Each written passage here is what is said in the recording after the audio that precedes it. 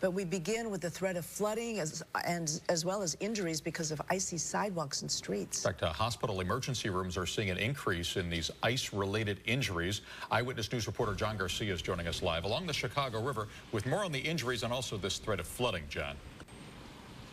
Alan, Linda, the ice does cause a lot of problems, even as the meltdown is underway. A pretty good illustration of what that meltdown is all about right here.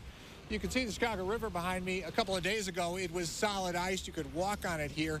Earlier this afternoon, the ice was about to the level where we are standing. It is already melted as it goes east toward the lake.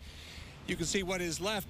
The ice does remain, though, in many places, and it is causing all sorts of emergency room visits.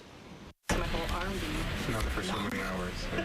It's been a rough winter for Jenny Biggs. Thanks to a fall on the ice, she now has to wear a cast on the wrist she broke. I fell backwards, and I put my hand out to break my fall. Michelle Hess broke her finger. It's been the most painful experience of my whole life. They're in good company. Doctors say they've seen a huge jump all winter in the number of injuries from slipping and falling on the ice.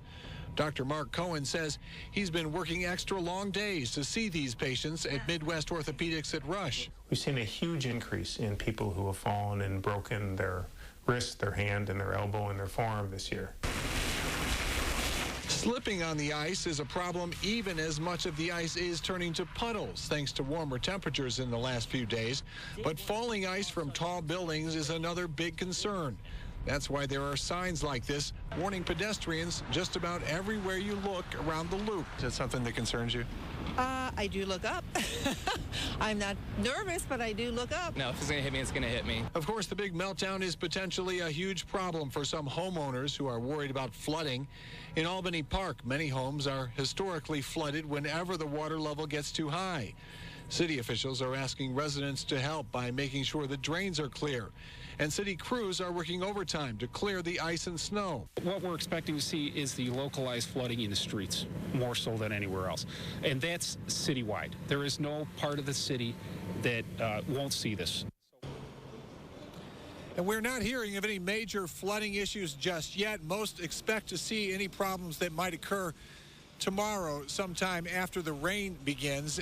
Meantime, at Rush Medical Center, they told me that half of their emergency room visits today were a result of slipping and falling on the ice. So the winter that never seems to end is continuing.